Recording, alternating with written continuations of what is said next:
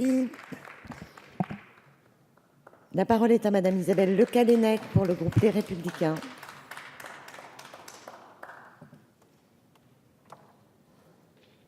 Merci Madame la Présidente. Madame la Ministre, Madame la Présidente de la Commission des Affaires sociales, Monsieur le rapporteur, nous arrivons au terme de l'examen de cette loi d'expérimentation territoriale visant à résorber le chômage de longue durée, dont la courbe ne s'est hélas pas inversée.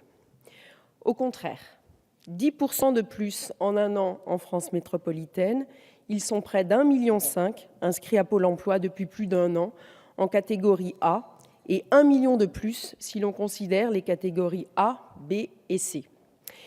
Il ne s'agit pas de simples données statistiques, mais d'hommes et de femmes en difficulté que l'impuissance publique désespère.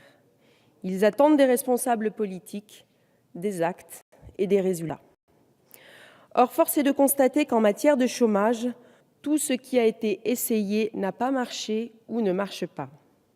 Le recours massif aux contrats aidés ou les 4 lois de votre gouvernement, sécurisation de l'emploi, formation professionnelle, démocratie sociale, économie sociale et solidaire, dialogue social, n'ont pas permis de résorber le chômage. Les chiffres sont là et ils sont têtus. Alors je regrette une nouvelle fois que les alertes et les propositions du groupe Les Républicains n'aient pas été entendues depuis mai 2012, juste parce qu'elles venaient de nous. À l'inverse, ce n'est pas parce que cette proposition de loi émane de la majorité que nous ne l'avons pas examinée avec bienveillance, d'autant qu'elle s'inspire largement d'une idée défendue depuis de longues années par une association dont chacun connaît ici l'engagement au service de la lutte contre la pauvreté et l'exclusion. Je veux parler d'ATD Quart Monde. ATD Quart Monde qui a su rallier à sa cause toutes les associations que vous avez citées, monsieur le rapporteur, et c'est probablement la raison pour laquelle autant de territoires, Madame la Ministre, ont fait acte de candidature. Toutes ces associations ont d'ores et déjà relayé l'annonce de cette loi.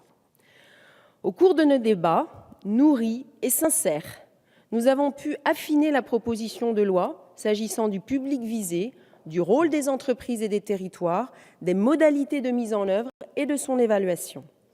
Nous avons ainsi pu nous acheminer vers un vote positif en commission mixte paritaire qui a apporté les précisions suivantes. Le rapport d'évaluation économique, sociale et financière et le rapport du conseil d'administration du fonds seront rendus publics. Nous souhaitons, Madame la Ministre, un dispositif simple. Les entreprises de l'économie sociale et solidaire qui participeront au dispositif pourront recruter des personnes autres que les bénéficiaires prévus.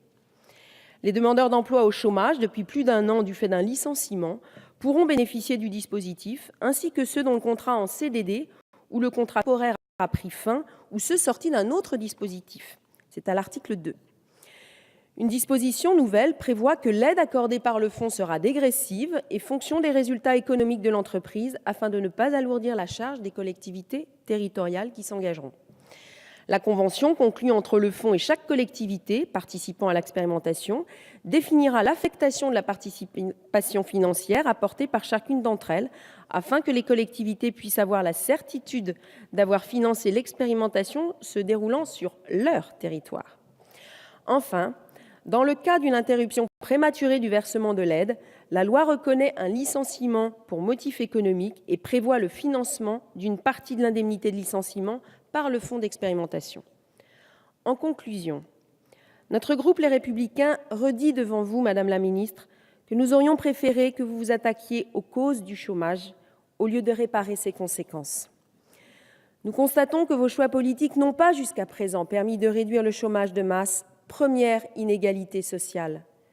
Que vos choix politiques n'ont pas permis de satisfaire les 300 000 offres d'emploi non pourvues, mais je sais que vous comptez vous y attaquer. Et que certains dispositifs sont clairement des échecs. Je pense au contrat de génération, comme en a attesté cet après-midi le premier président de la Cour des comptes. 480 millions en 2015.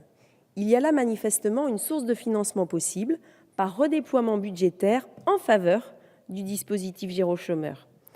En somme, il est plus urgent de se concentrer sur les dispositifs et les pratiques qui donnent des résultats d'où qu'ils viennent, et les territoires peuvent expérimenter en effet ces dispositifs qui fonctionnent. Je crois que cela, nous le devons auprès de 6 millions de chômeurs que compte notre pays. S'agissant de cette proposition de loi, je me félicite à titre personnel de la façon dont nous avons collectivement contribué à améliorer le texte. Un bel exemple que nous aimerions vivre plus souvent dans cette maison. Nous voterons donc pour cette loi d'expérimentation et je suivrai personnellement la mise en œuvre dans mon département, si tant est que vous le reteniez, Madame la Ministre, puisqu'il est, chers collègues d'Ille-et-Vilaine, volontaire pour cette expérimentation. Et je resterai vigilante pour ma part au type d'emplois qui seront proposés et à la réinsertion durable des personnes qui ont eu la chance d'expérimenter ce dispositif. Je vous remercie. Merci, Madame Le Callennec.